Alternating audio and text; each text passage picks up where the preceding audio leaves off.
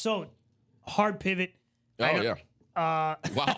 I'm feeling motivational right now. Jesus Christ. Hard pivot. The reason I invited you, obviously, we always get into like the mindset conversations, Sure.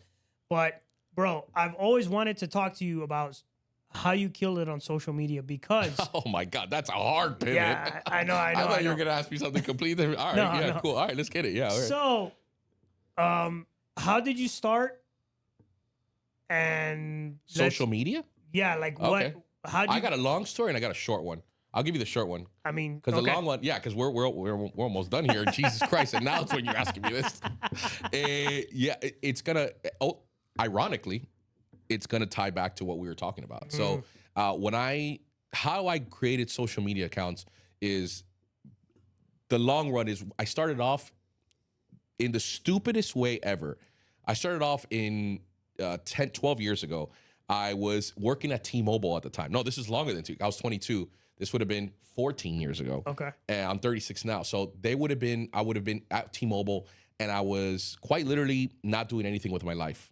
I had quit school. I knew that I wanted to own my own business, but at 22, Pablo, you think you're going to, come on, dog. Like, I mean, there are some entrepreneurs out there, but I was not an entrepreneur at 22. At the time. By no stretch. I just wanted to smoke weed, talk to chicks. Like, come on, bro. Like, I'm 22 in Miami, dog, you know? 22 in Miami. Yeah. In what year? 2000? Yeah, Like I mean, 2009? 14 year, yeah. 2009, 2010? Exactly. It would have been Bro. that year, like around that time. And I was working at T-Mobile and I didn't care about anything. But I had opened up Instagram. Instagram was You remember brand the new. G1? Oh my God. The G1, what do you mean? The T-Mobile phone. You remember Oh yeah, the yeah, G1? yeah. Oh, but that was even later. Sidekick? Oh, Yeah, my yeah, God. yeah. Sidekick had just like finished fading The out. fading out. Yeah. So I had at the time I had a Galaxy S3. I don't even know. I think it's like Bro, a you 20 were something. pimping. You Yeah. were Oh, pimping. Pablo, I was killing the game, dog. Killing the game.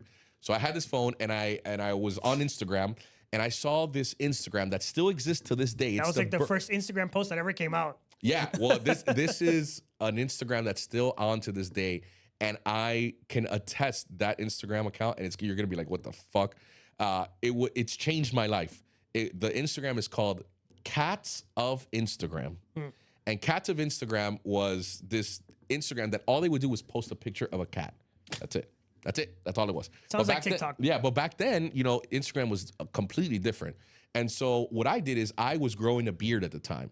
And so I snapped a picture of myself and then like I grabbed a bunch of pictures on Google and I grabbed a bunch of pictures and people with big ass beards and I posted them just because I whatever. And I named it Gnarly Beards of Instagram, just like Cats of Instagram, right? That was it. That's all I ever did. And so Gnarly Beards of Instagram became this thing where when you would put hashtags back in the day and that people would find you through those hashtags, but it was a lot more prominent. And within an hour and a half of me posting this picture and then a couple of other pictures, I started to get likes. And then I was like, what the hell is this, dog? You know, I didn't think I was going to get anything.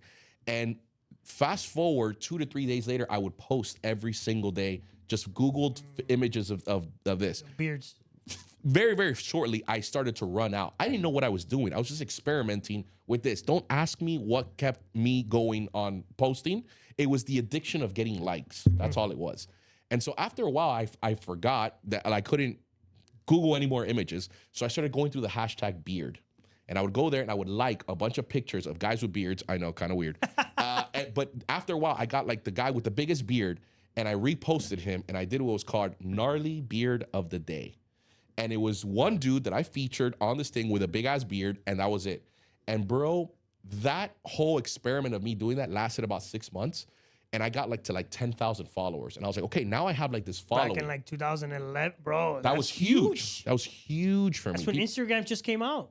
I remember at the time, no one had even cracked 1 million followers. It was unheard of. Nobody Baby had stages, it. yeah. Yeah. It was nobody had it.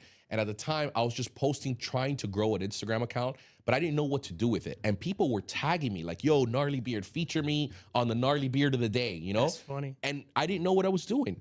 And so at the time, I was just experimenting. And I said, okay, cool. Like, what is this whole underworld of beard life? And they have beard competitions that they hold and stuff like that. So I was like, oh, I'm going to go to one of these things. And I showed up to one of these competitions that they have around the US. And it was like a bunch of people from all over the US with big ass beards. And they recognized me for the first time. And that addictive, like, feeling of notoriety, of like popular, as vain as it may sound, I became addicted to that. And I realized like, this is what I want to do. I want to do something with social media. So I grew that account till about, at the time it was like 35,000 followers, Bro. which Papo, for Back that then? time was Bro. insane. And it used to still be chronological. So you would post a picture and you would get 1,500 likes. Wow. Back then was crazy, right? Yeah, bro. I did that, and then I went back into my original love. Even though I had that, I asked my dad to borrow $10,000, and that's the story I told you that I fucking asked my dad. My dad didn't have it. He took it out of his 401k, paid a bunch of taxes on it. I invested it thinking that with 35,000 followers, I was going to become the next Tommy Hilfiger because I was going to make a shirt that said gnarly beard. Right. That business failed, and I still owe my dad that money. Put it like that. He's never asked for it anyway. But afterwards, I started doing pottery. And then I made a whole thing called Gus the Pothead, and that account still exists to this day. At its peak, it grew up to 100,000 followers, which again, this would have been 8 years ago. It was a big thing. But the skill or the amount of followers wasn't the thing. The skill that I picked up on was how to create an audience. And the one thing that I could possibly tell people who are trying to create any sort of audience is the personalization aspect of it. I began to realize that it didn't matter what I threw. It didn't matter how many beards I posted. It didn't matter any of that. People didn't care. They didn't resonate with that. What they resonated with was the story that I would tell through the caption. This is back in the den. And so the story I would tell through the caption, if it was something that was cool back then, and they still exist now, the pottery guys would do these pottery. And yes, it's a mesmerizing thing, but they would be like without their shirts on. And Pablo, I'm not the guy you want to see without his shirt on throwing pottery. Let's keep it a buck, you know? But I would do it from these cool different angles, and I would tell a story about people that were learning how to do pottery and the struggles that they were going through. And I realized that I was able to connect and build an audience more so with that, just being a genuine person through my caption, and that people would read it, that I started realizing that that was what was going to separate me from the shirtless pottery guys. Right. You know, and I was able to grow an Instagram. And at the same time, you begin to pick up other skills. What do people like? You begin to read stats. I was a huge stat guy. So like the posts that were doing better, because I was doing this or I was doing that, I would repeat those actions and then put the same type of heartfelt caption, and it would build more and more and more of an audience. And to the point where I was so confident building audiences on Instagram that, you know, I started my own company. And that's what I did for 3 years. I would shoot just like, you know, this camera setup that we got here. I had all the camera equipment and all that, and I would show up to people's businesses and I would grow their Instagram account through the personalization. Because that's, you know, to a certain extent, and I see on your stories, that's a beautiful thing when you are able to connect on a genuine level, not Right. fake shit, bro. Not like on some like, oh, this is, you know, we're out here popping bottles. I'm talking about real shit that you go through on an everyday basis. If you are able to relay that message in a positive and a way that fucking connects with people on some real vulnerable shit, you are able to build an audience that people are gonna stick around to you in ways that you never thought possible. Now, it still has to be cool. You still got to be funny. You got to be appealing. charismatic. Yeah. You know what I mean? You have to do things that are entertaining. But I was able to build that company. And then eventually I met the business partner that I had before. And then I told him, hey, listen, you suck at creating content.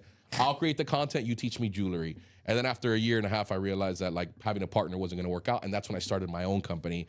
And how I'm able to build the content that I have now is quite literally that. Like if you go on Gus Villa Jewelry and you scroll all the way down to last year or 2022, February, when I started it exactly the same. I said, I'm not gonna lie. I'm not gonna tell people something that they don't wanna hear. You are gonna hear the caption is gonna say something genuine of someone who is really scared to start this journey by myself. And you're gonna go through it with me. And if you wanna go through it with me, you're gonna see things that I'm gonna fuck up on. You're gonna see things that may not necessarily be good. And it was just genuine. And then I started showing my face in them. And then it just spiraled out of control. And then I had a couple of videos that really went viral, still with the principle of this isn't an Instagram where I'm gonna pop bottles or you're gonna see me pull up in Ferraris and like with like 17,000 chains and be like, oh, buy this shit from me because I'm an established jeweler and I'm a millionaire. Nah. You're gonna see a dude who works hard, who makes mistakes, who's fucking scared out of his mind to do what I'm doing, and that if I make it, then we all make it, son, and that you could do it too. You know what I mean? And so that's how I'm able to build audiences on a personal level. You started Gus Villa Jewelry on Instagram in February of 2022? Yeah. Brother, Yeah. I'll take a self clap. Nah. Brother, so in 2 years, you've built an account with 300,000 followers. That's fucking impressive, is what that is. Yeah, bro. yeah. That's yeah. You know, but it. You know, like I tell people all the time, bro. I don't have a fucking secret sauce. What I don't do is nothing that no one else can do. And I say it the exact same way, bro. If you put yourself out there in a way that you can make a genuine connection, and you read, it's a combination of, if it were a fucking pie, if I had a pizza pie that was this big, right? Half of it, this side of it, would be make a genuine connection. Show vulnerability. Show the fact that you don't have it all figured out. Now, I'm not saying to go out there and be like, oh, today I'm so scared because I can get a sale. Like, no, bro. Or Like, don't do like a selfie on the toilet when you have constipation. Dude, like, you know what I'm saying? Like, oh, today these nachos went down really bad. Oh my Like, God. no, don't do that. Don't do that. Right? Don't do that. Have a personable, like, genuine connection that you want to portray a message that's genuine. The other 25 and 25, the other 50%, the 25, and it's probably more important than having a genuine connection, is how consistent are you at putting out content, bro? Right. So many people that I've coached, they're my boys who are like, yo, show me how to do this shit, right? I tell them, all right, bro, like, how many pieces of content are you putting out every week? Are you putting out once a day? And I'm not talking about just once a day. Everyone could do that shit for 3 weeks. Anybody can do that shit for a month. Do that shit for a year. Do that shit for a year, Yeah, Papo. bro. Not one day without a piece of content. Today, you can look at my post. I got a post today. I got one lined up for tomorrow. I got one for the other day. And they're good, interesting posts. So it's how consistent are you? And then that other 25%, the magic number, the one that people don't look at, that people need to start looking at more, is look at your stats, bro. The stats are going to tell you what people want, where they want that juice. Let's say, for instance, you have one, and I look at you because I'm constantly looking at the numbers. That's all I care about when you get to the level of like growing big Instagram accounts. You have one that you pinned on your account that's 2 million views, and it's that girl talking about that Porsche thing, right? Yeah. If that works, and that's gonna get you that exposure, go down that rabbit hole. Papo, pin that thing 1,000 times and tell everybody to tell you a story like hers so that you can clip it and make it viral again. That's what you do. It's the numbers. You look at the numbers. Bro, if you look at my account, the things that went the most viral are the stupidest things in the world. It'll be like a social chain media, bro. going through a rolling mill. Yeah. But it'll be like, clack, clack, clack, clack, clack, clack, clack. Bro, that one had 22 million views. So guess what I did? Every other 2 weeks, Clack, clack, clack, clack, clack, clack, go clack. hello to you, dog. 1,000%. 1,000. It's not a mystery. Just it's not. do what worked. Do what It works. works, bro. It works. We were talking about this off camera. Like, oh, a chick like has 1,000 subscribers or 10 million subscribers. A She's million shooting subscribers to shoot. Yeah. shooting guns in a In, naked like, yoga pants or in whatever. yoga pants on her thumbnail. Primo, It do works. it a million times. Different color yoga pants.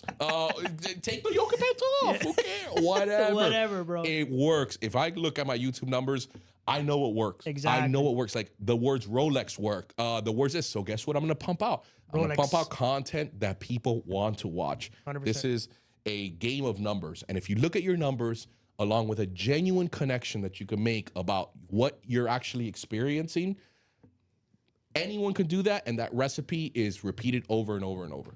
And don't take my word for it. Do it and see if it works. I think it's crazy how we started the podcast talking about authenticity on social media. And the whole thing about what works for you is just being authentic on social media. It's fucking the universe sometimes works out that way. Oh. Yeah. Full circle.